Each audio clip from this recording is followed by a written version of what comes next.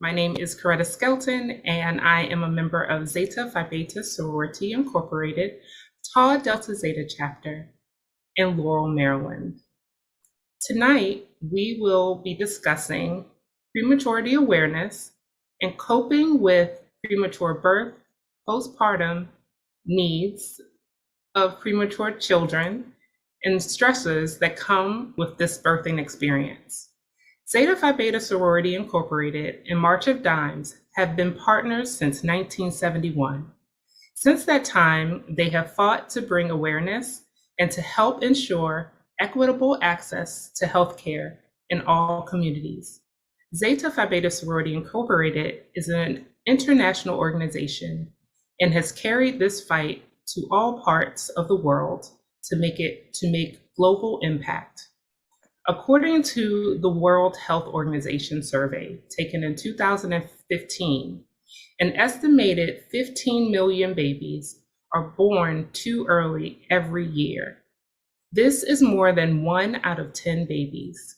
Approximately 1 million children die each year due to complications of preterm birth. Many survivors face a lifetime of disabilities, including learning disabilities and visual and hearing problems. Global prematurity is the leading cause of death in children under the age of 5 years old. In almost all countries with reliable data, preterm rates are increased. In the United States, the state of Maryland rates a C-, and it says that we have a preterm birth rate of 10.1%. Of that 10.1%, the ratio has worsened between the years of 2017 and 2021. Of those affected, the percentage of live births for preterm births for the Hispanic community is 9.8. For the white community, it's 9.2. For the Black community, it's 14.2. For the American Indian, Alaskan Natives, Americans, it's 11.6. And for the Asian Pacific and Asian population, is 8.8. In the state of Maryland, preterm birth grade is a C-, and the preterm birth rate is 10.1%. In the state of Maryland, the preterm birth, according to race and ethnicity, is the Hispanic community is 9.6. The white community is 8.7.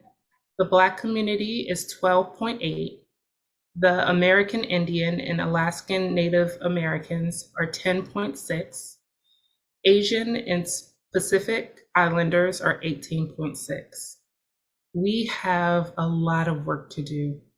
And with us today, we have women health professionals, Miss Melissa Fleming, who is a midwife, and Miss JoAn Monplaisir, who is a licensed clinical social worker and a doula. Ladies, please introduce yourselves. Hello, everyone. My name is Melissa Fleming. I am also a member of Zeta Phi Beta Sorority Incorporated, Tau Delta Zeta Chapter, serving Laurel, Maryland. I am a certified nurse midwife practicing in Howard County and a lactation consultant as well. Hello, everyone. My name is JoAn Monplaisir. I am a licensed clinical social worker. I work as a hospice social worker, and I am also a full spectrum doula. I serve the DMV area. I am also a travel doula, so I travel around the country providing doula services as needed. Thank you very much. So let's get started.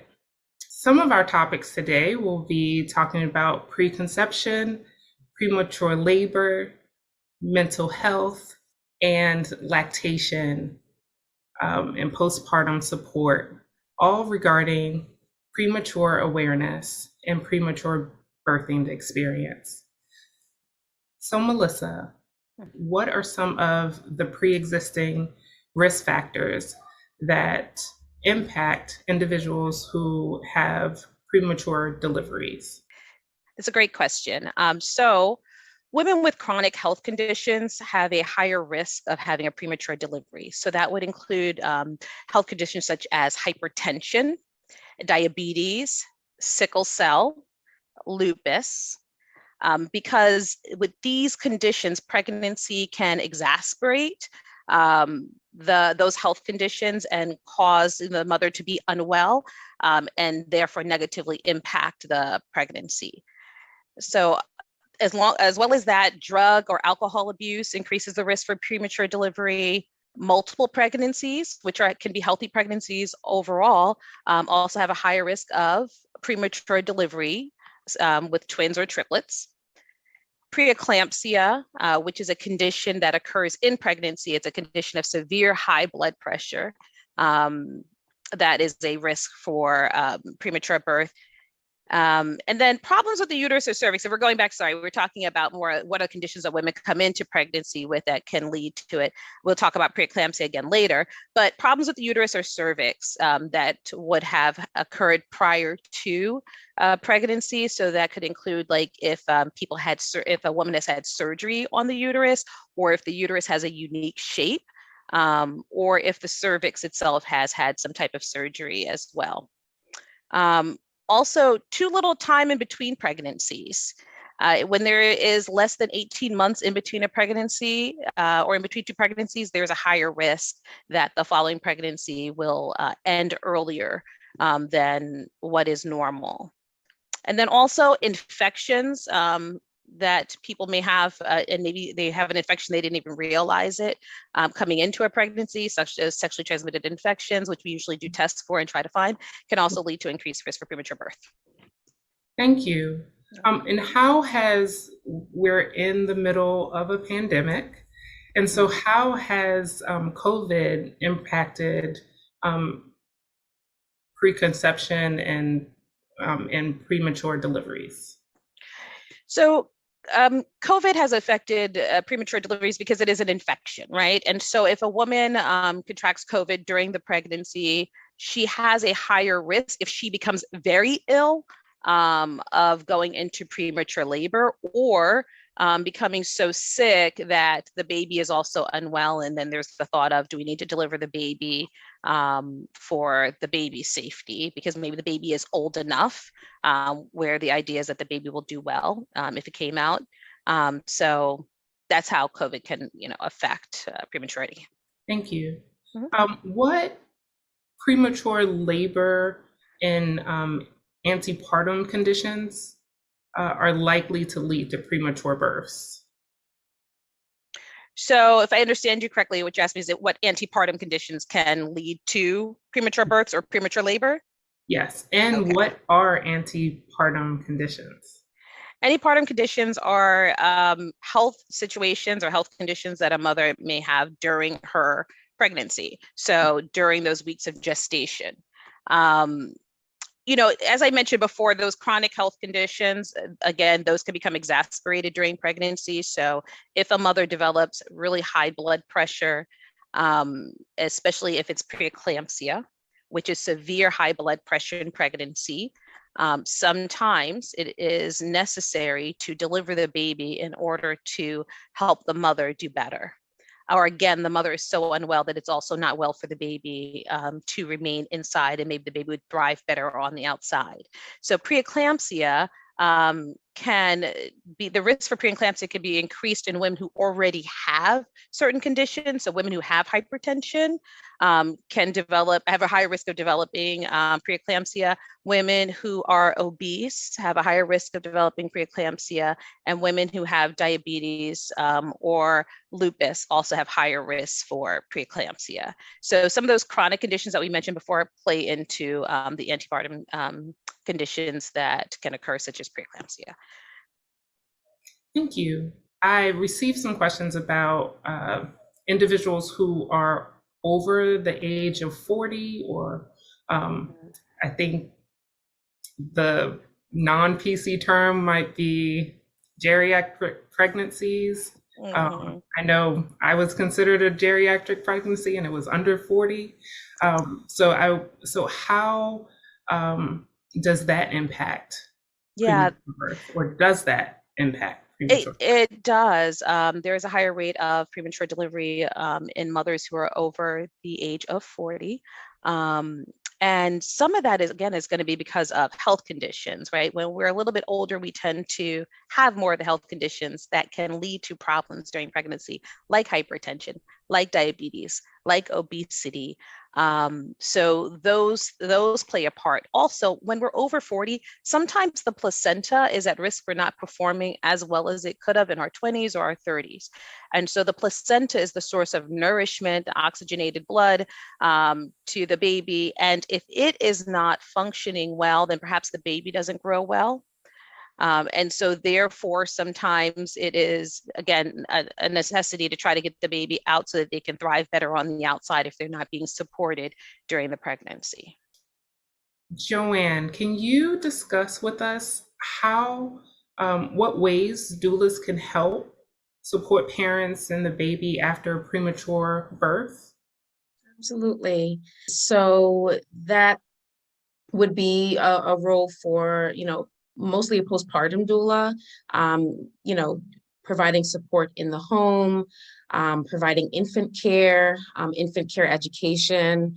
If there are other siblings in the home, providing, some sibling support, making sure that the parents are feeling supported with any of the other children that are in the home.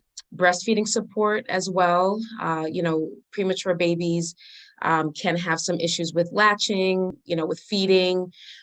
So providing resources, so resource coordination with lactation consultants. If the doula is not certified as a lactation consultant, then providing connections to resources in the community. If the baby is in the NICU, again, the doula can help provide daily support, maybe delivering meals, running, small errands, helping around the house, and added support in the home so that the parents feel that load is taking off of their to-do list so that they can concentrate on the premature baby. And I also wanted to add, with the geriatric pregnancies, it's now called AMA, Advanced Maternal Age Pregnancies. So, yeah. Thank you for that correction. And so you said how you would provide support postpartum. So how do you provide support antepartum? There's not much way of knowing that a baby is going to be born prematurely unless there are issues like Melissa had mentioned, like preeclampsia, things like that. If there's an induction that's, being scheduled because of an emergency or health condition of the mom. So, antepartum, we provide a lot of education on what to expect in the hospital setting. So what an induction could look like, how long inductions typically take. What are the medications that are used? What are the options, the non-medication options that are used for inductions? How to prepare for a C-section if possible, or if that's a possibility, and what the healing and recovery can look like, and what supports that they would need for that recovery. So it's really a lot of education beforehand. And preparing a plan. So like a birth plan, a birth preference plan, so that everyone kind of has an idea of what they want and how their rights can be respected in the birthing room. Thank you. So it sounds like you're an advocate for the parents and help them advocate for themselves. Absolutely. Gotcha. Thank you. JoAn, you said about postpartum and antepartum.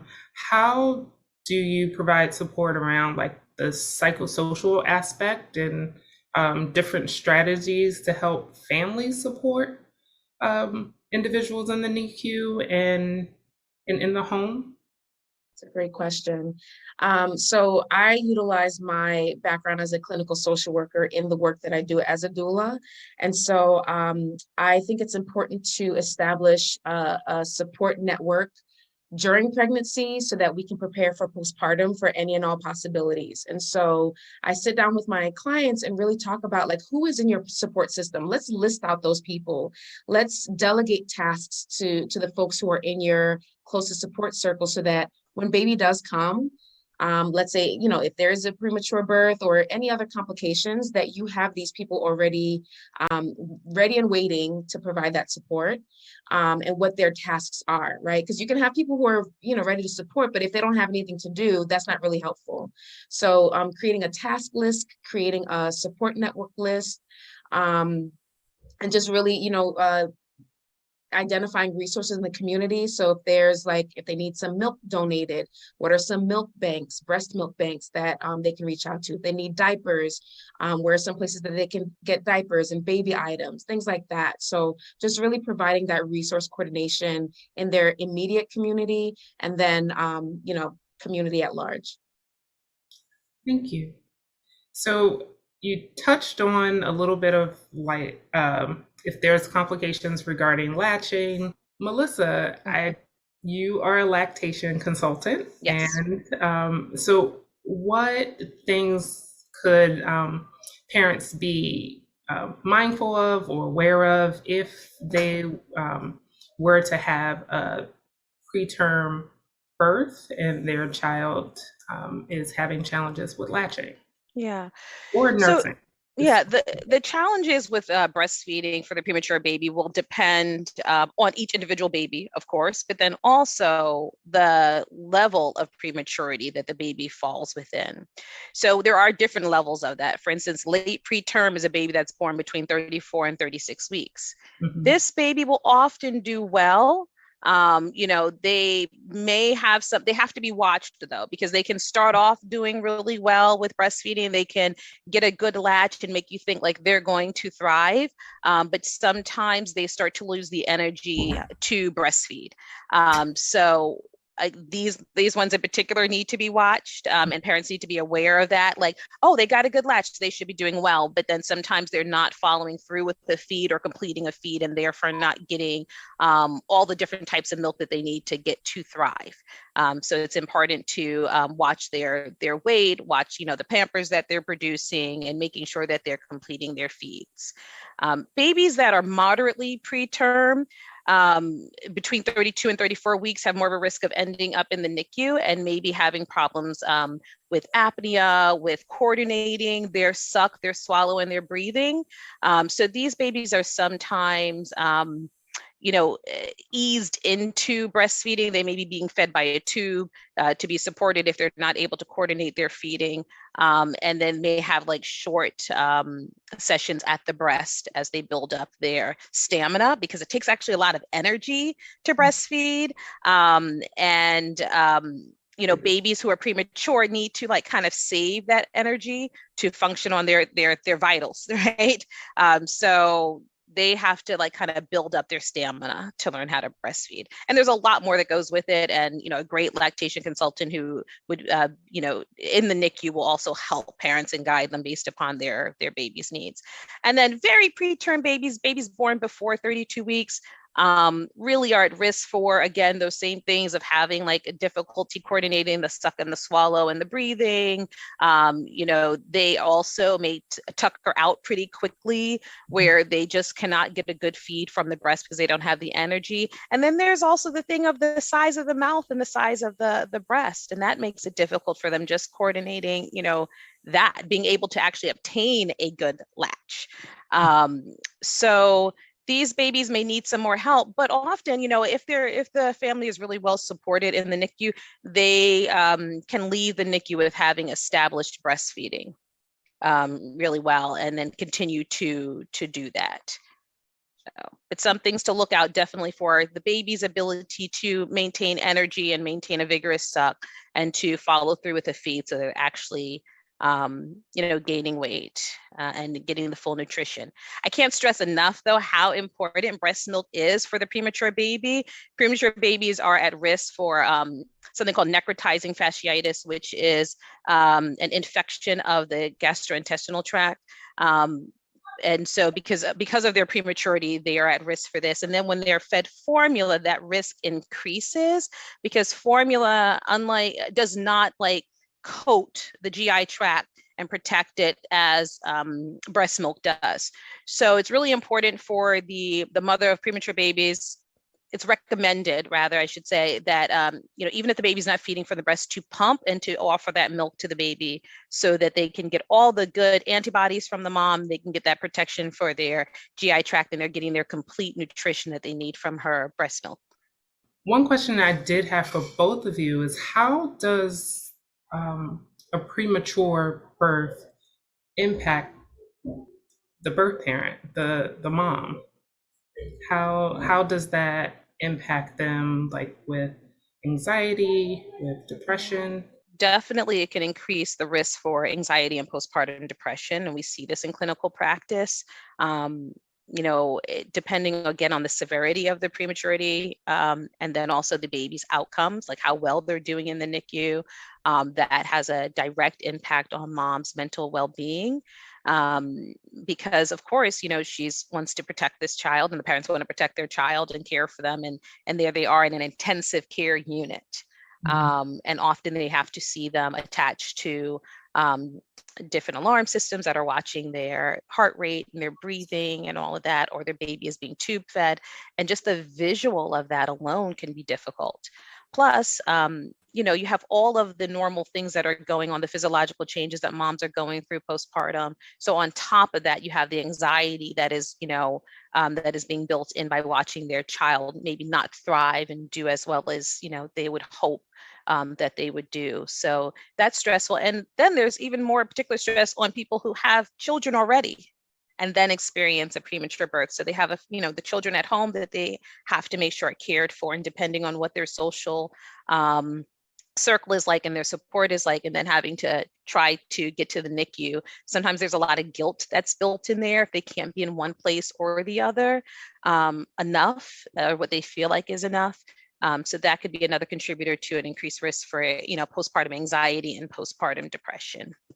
Yeah, echo everything Melissa said. I don't have anything to add on that. I do think that when we talk about effects on the parents, we do often leave out the other parent because they're not going through the hormonal changes, but they're going through the emotional, toil of like supporting their partner, but also seeing their child going through something like this too. So the way that I practice as a doula, I really want to make sure that the partner feels just as supported in this situation, because if they feel supported, then they then can support the mom through what's happening. So just wanted to add that little tidbit as well. Yes, thank you. And that is very important, to make sure that the non-birthing parent has the support that they need, and so that they can also be there for the birthing parent, because it can be very challenging. And if it's your first child going into like the unknown, and it also, if it's your first child that was born alive, it can be very challenging. And also there's a lot of guilt associated with the situation. We talk about, or Melissa talked about, the pre-existing conditions, and what I've encountered with clients who have had premature deliveries or babies in NICU. There's a lot of guilt that the birthing parent feels about, like, did I cause this? What did I do? Like, what did I do wrong? What could I have done differently? So that guilt kind of carries through the baby's recovery until the baby comes home, and how the baby acclimates to being home. So there's that added piece as well. And that really is an opportunity for providers in healthcare who are doing OBGYN, midwives, and such, because if we are discussing the risk factors with moms from the beginning, even before they become pregnant, while they're considering a pregnancy, one, we can let them know that this is a possibility, and it's just because you have these health conditions, and you can try to do things to reduce your risk. Let's say if it is obesity, you could try to lose weight before. You could try to make sure that your blood pressure is well managed, and that you've got a good diet and exercise routine if you already have hypertension. If you have diabetes, working on that hemoglobin A1C as best as you can. So part of our role is to help mothers or help potential parents prior to even becoming pregnant, know about what their risk factors are and how they can try to reduce those. And then if they go into the pregnancy with, still having those health conditions and they're not so well managed, it is our job also to educate them throughout the pregnancy about the potential impact of those risk factors and the things that we can do during. And that's surveillance, like just watching and staying in touch with the mom and paying attention to her lab values, paying attention to her blood pressure, whatever it may be, so that we can try to give the baby the best chance to stay in as long as possible, and also be able to make a good timely decision about, hey, it is now time for an induction or a C-section. Yes, it's early, but this is going to be the best path that we can see right now for your baby. And so I think that if we're doing a really good job at communicating with our parents, that can help to reduce the guilt factor, because it's something that they're anticipating that this could happen. Rather than it being kind of a thing that they're blindsided and then they haven't had really time to process, some of what could be their potential future with their baby. How do you see prematurity in our communities? So in the Black and Latino, Latina, and Latinx communities, how do you see that showing up in your practices? So African-American women are at higher risk for diabetes, for chronic hypertension, for those risk factors that can lead to premature delivery. And so we do often see them affected by preeclampsia, which is often one of the major causes of prematurity. So there is that. And that again is because we're coming in maybe with we're coming in with those pre-existing conditions at higher rates than our white counterparts. Latino women are also at higher risk just due to ethnicity, and especially if it's coupled with a higher BMI, of having gestational diabetes or pre-existing diabetes, and also hypertension. So that plays into their increased risk for premature delivery as well. I don't encounter premature births as often. I do tend to see, in correlation with what Melissa was saying, preeclampsia happening a lot more, gestational diabetes in my clients, and that providing a cause for inductions. But if there are inductions, they usually are at term at least. So, that's good. But there have been, a handful of times where I've had NICU babies, premature babies who are still able to go home, but, have had some issues adjusting back home. I also wanted to mention that populations of color sometimes tend to, compared to, and not saying that this is like rampant, but compared to white counterparts, sometimes access dental care a little bit less and a little less consistently, and poor dental health and oral infections in pregnancy also lead to risk for infection of the uterus. And this can also contribute in populations of color to the higher risk of premature delivery. So it's really important to take care of our oral health in pregnancy. There seems to be like a direct line. Like if you have a bad infection in the mouth, the uterus starts acting up. So it's important to, get in for, if even it's been years, that is still a time just to go ahead and reconnect with your dentist. Yeah, I mean, I would offer that it's also, even if you had good dental hygiene, because when you are pregnant, a lot of nutrients get depleted. And so sometimes a lot of people, some people have challenges with their dental health while they're pregnant because a lot of the nutrients that are in their teeth get depleted, and you get broken, you might break a tooth, and like you're putting it off, and you're nervous about like the anesthesia and things of that nature. And so Melissa is saying it is best to get the infection treated and to get the tooth treated, so that it can not impact your baby as as it would if you didn't get it treated. So thank you for that, because that is something that happens a lot.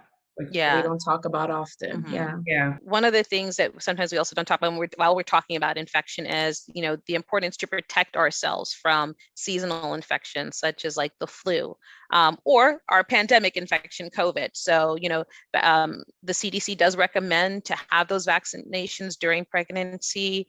Women who come down with the flu in their third trimester are more at risk to end up in the ICU themselves. Because the lungs are already making a lot of accommodation to provide for mom and baby. And so sometimes they just cannot meet that respiratory challenge that the flu brings on. So, doing your best to surround yourself by people who are also protecting themselves from the flu so that they're not bringing the flu home to you. So family vaccinations are important during a pregnancy. And I meet many moms in all different, amongst the races, who are like, I do not get the flu shot. That is what I don't do. And I'm like, okay, I get it that you've never had a flu shot before, but this might be the time that you want to consider getting the flu shot. I hear it can make you sick. Okay, maybe you might feel like you're building an immune response. That we've learned that through the COVID vaccine. I think people have become more aware, like your body will mount an immune response that might make you feel a little icky for a day. That is better than the flu. So I would really stress, protecting self from infection. Some of the supplements that we utilize outside of pregnancy are not considered safe in pregnancy. So, if sometimes people think that they're going to do like a homemade brew to kind of protect themselves from the flu, they might want to check in with their provider before utilizing any of that. And yeah, get your flu shot and get your COVID booster and protect yourself from infections that can land you in the ICU, because it's serious, and the body sometimes just can't take care of both things, dealing with the pregnancy and the infection.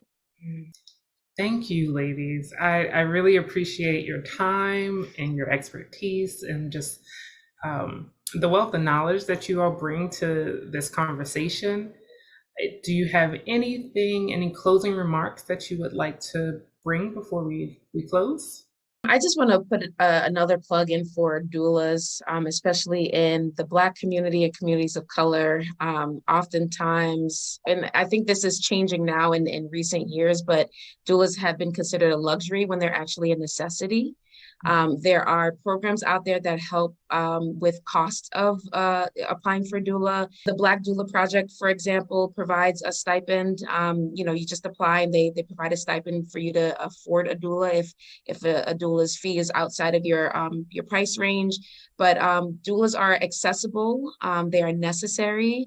And they come with a wide range of other, expertise. Like for me, I'm a social worker. There are doulas who are nurses. There are doulas who are lactation consultants. There are doulas who do many other things. And so we bring a lot to the table. So just want to put that plug in your head that if you were thinking and contemplating, just set up a consultation with someone and have that conversation and see where it goes. I just wanted to add that two of the best ways to take care of yourself for pregnancy is one, having a provider that that you can talk to and that you feel that is listening to you. It's very important that if you feel like anything is off with your body or you just have a question, that you feel that you can openly ask that provider. And sometimes, those like offhand comments that you feel comfortable, that a mom may feel comfortable making, are the ones that make us inquire, like, okay, wait a minute, you just said this thing. How long have you been having headaches that don't go away? How long has your vision been blurry? And it takes a level of comfort to be able when your provider says, hey, is anything going on that you want to talk to me about, that you actually feel like you can.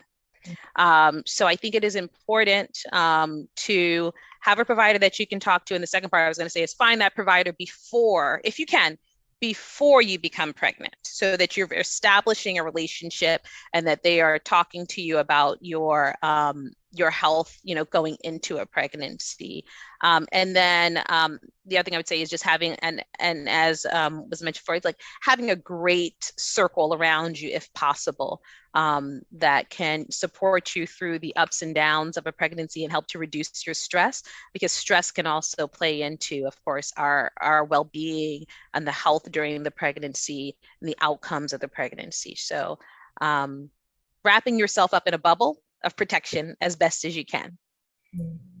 Thank you so much for your time and just all of this wealth of information for our community, and allowing for us to pick your brains about what could be helpful for our communities as they move forward in growing their families. Thank you for your time. This has been an honor. Thank you. Yeah, thank you.